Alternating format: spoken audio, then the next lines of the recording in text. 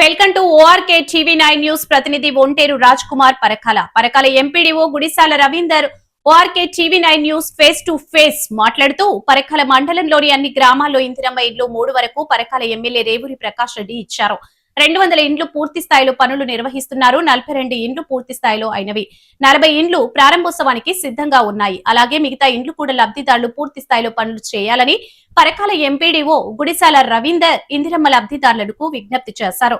మిగతా ఇండ్లను కూడా బేస్మెంట్ బెడ్ లెవెల్ వరకు పనులు నిర్వహిస్తున్నారని, ఇంకా ఇల్లు లేని నిరుపేదలకు ఇందిరమ్మ ఇండ్లు ఇవ్వడానికి ముఖ్యమంత్రి రేవంత్ రెడ్డి ఆదేశానుసారం పరకాల ఎమ్మెల్యే రేవూరి ప్రకాష్ రెడ్డి 2వ విడతగా ఇంకా పరకాల మండలానికి ఇందిరమ్మ ఇండ్లు ఇవ్వడానికి సిద్ధంగా ఉన్నారని, ఇల్లు లేని నిరుపేదలు ఇందిరమ్మ ఇల్లు ఇస్తారని పరకాల ఎంపీడీఓ గుడిసాల రవీందర్ మీడియా ద్వారా తెలుపుతున్నారు. అలాగే జాతీయ ఉపాధి హామీ పథకం కింద పనిచేస్తున్న పరకాల మండల ప్రజలు జాతీయ ఉపాధి హామీ పథకాన్ని సద్వినియోగం చేసుకుని ప్రజలందరూ ఆరోగ్యవంతులుగా ఉండాలని కోరుకుంటూ, ప్రజలు ఎండలు ఎక్కువ కొట్టడం వల్ల ఎండ వడదెబ్బ తగలకుండా ఉదయం పొద్దున్నే 10 లోపు పనులు పూర్తి చేసుకుని తమ ఇండ్లలోకి చేరుకోవాలని, ఎండలు విపరీతంగా కొట్టడం వల్ల అనారోగ్య అవస్థలకు గురవుతారని ప్రజలకు తెలుపుతూ, జాతీయ ఉపాధి హామీ పథకం పనులు ఉదయం పూట పనిచేసి అందరూ తమ ఇళ్లలోకి చేరుకుని జాగ్రత్తలను పాటించాలని ఓఆర్కే టీవీ9 న్యూస్ ఛానల్ ప్రతినిధి Onteru Raj Kumar face to face electron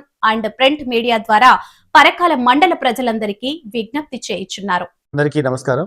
నేను గుడిసాల రవీందర్, ఎంపీడీఓ పరకాల మండలం, హన్మకొండ జిల్లాలో పనిచేస్తున్నాను.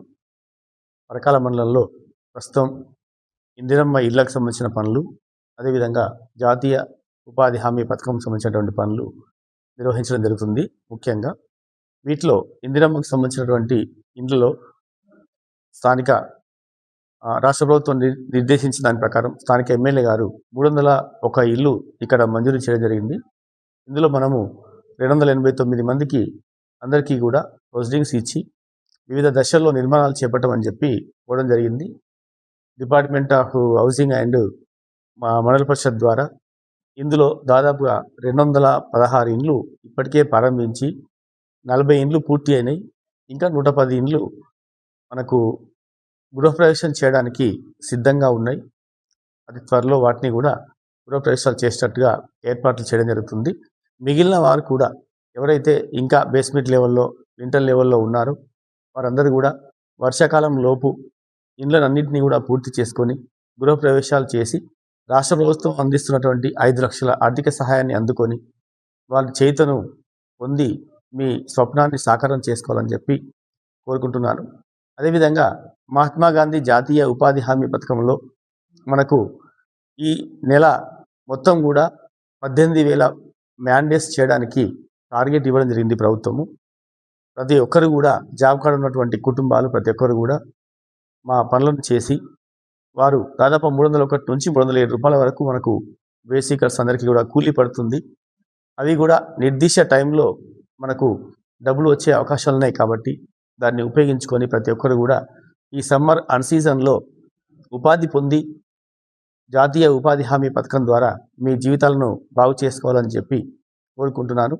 అదేవిధంగా ఎండాకాలంలో ప్రజలందరూ కూడా వారు తగు జాగ్రత్తలు తీసుకోవాలి.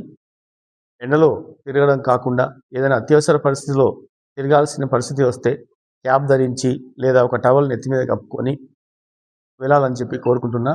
వడదెబ్బ లాంటిది ఏమైనా కుట్టిందనే మీకు అనుమానం వస్తే ఓఆర్ఎస్ కానీ లేదా గత్యంతరం లేని పరిస్థితిలో కొంచెం చిటికెడు ఉప్పు వేసుకొని మంచినీరు తాగి లేదా నిమ్మకాయ రసం తాగి సమీప హాస్పిటల్కి వెళ్ళి ట్రీట్మెంట్ తీసుకోవాలని చెప్పి, ఈజీఎస్ పనులకు వెళ్ళేవారు ఉదయం 5 గంటల నుంచి 9:30 వరకు మాత్రమే 10:30 వరకు మాత్రమే పనిచేసి ఎండ రాకముందుకే వాళ్ళ గృహాలు చేరుకోవాలని చెప్పి కోరుతున్నా. వాళ్ళందరూ కూడా ఈ ఎండాకాలం నుంచి తమ ప్రాణాలని రక్షించుకోవాలని చెప్పి ప్రార్థిస్తూ ఈ అవకాశం ఇచ్చిన మీ అందరికీ కూడా మరొకసారి నమస్కారం తెలియజేసుకుంటూ ముగిస్తున్నాను. గుడిసాల వారికి, టీవీ వారికి మరియు రక్షణ టీవీ న్యూస్ వారికి, అదేవిధంగా కామ్రేడ్ న్యూస్ వారికి కృతజ్ఞత తెలియజేసుకుంటూ వారి ద్వారా ప్రజలందరూ కూడా ఈ సందేశాన్ని అందుకొని వారి అన్ని జీవితాలని సుసంపన్నం చేసుకోవాలని చెప్పి కోరుతున్నాను.